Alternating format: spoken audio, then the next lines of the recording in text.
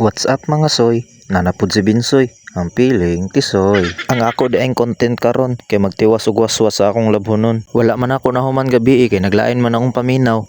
Lain man ganing naong. Awar gud nang naong nga, murag napugos ra. Actually nawaswasan na ni siya gabi. Final waswas na lang ni karon pero atay ning panahon mura na sa kaulanon. Bagong model sa daw ni way angay.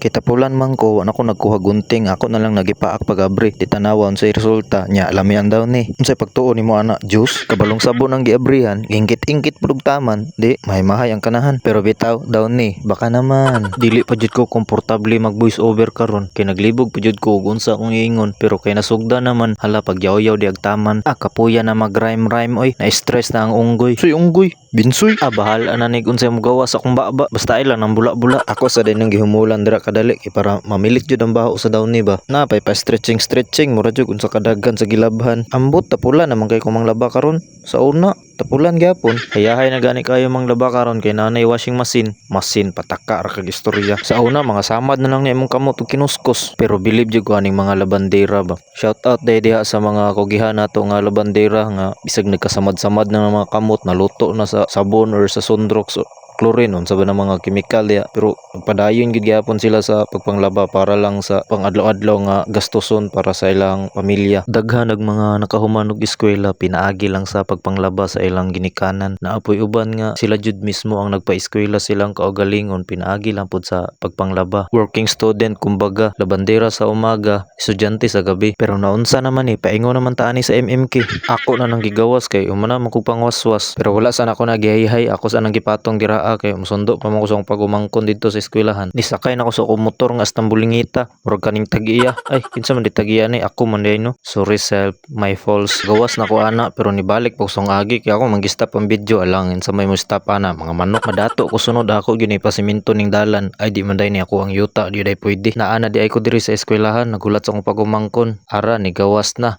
Agay bataas tang singuta, nagdula-dula pa. Nakabalik na day ko ani sa balay, mutiwas na og panghayhay. Grabe sa kabo, piling celebrity nagpatunga gyud. Pero basig matingala mo nga diha ra na ako gihayhay kilid sa balay. Langan wa man gyud bakante ang hayhayan, lain pud ang panahon gaulan-ulan. Pahalata ra gyud tapulan manglaba Ultimo panghayhay di pa gyud mamao. Bisag unsa na lang gani akong ginaingon, wa tuyo pero mag-rhyme ra gyapon. Mao na ba ni ang sign nga dapat na akong ipadayon og panghayhay diha ay sigyaw-yaw. Gamay ra gani ni akong gilabhan, dili man unta ni maugmaan ug di lang ko tapulan. Pero bahala na basta kay importante mahuman. Wa na ko kabalo sa akong isulti. Kamo na po istorya be. Mag-send ko GCash 20. Pero bitaw nalan jud ko'y gusto istorya. Nagkadaghan na gyud ang mga nagasugod o magsugod pa lang mahimong vlogger or content creator. Og isa na ko didto sa mga bag-o pa lang nagsugod sama nako. Dili sa jud nato una-unaon kung maka-income na bata or pila atong ma-income. Ang dapat natong buhaton is i-enjoy lang nato ang atong pag-upload og mga videos, paghimo og content kay at least man lang nalingaw ta at the same time nakahatag pud ta og kalipay sa ubang tao. Kanang income maabot ra ta ana basta kay kogi lang gyud, consistent lang gyud sa pag-upload og videos, paghimo og content kana. Ana ra gud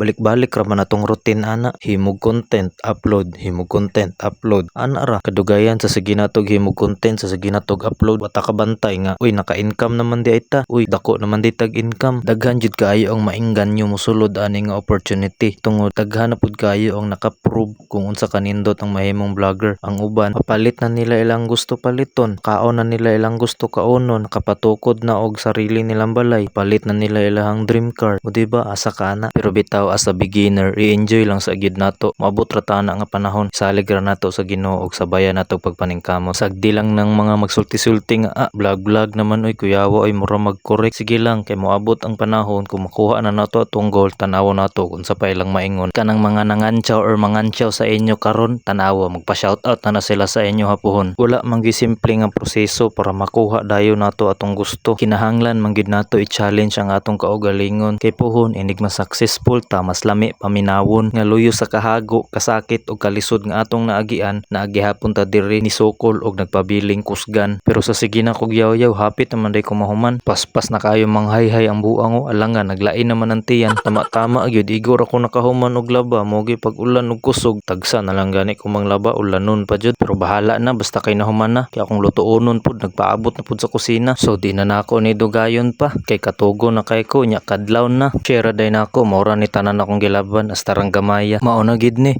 magbabay na si Binsoy ang piling tisoy.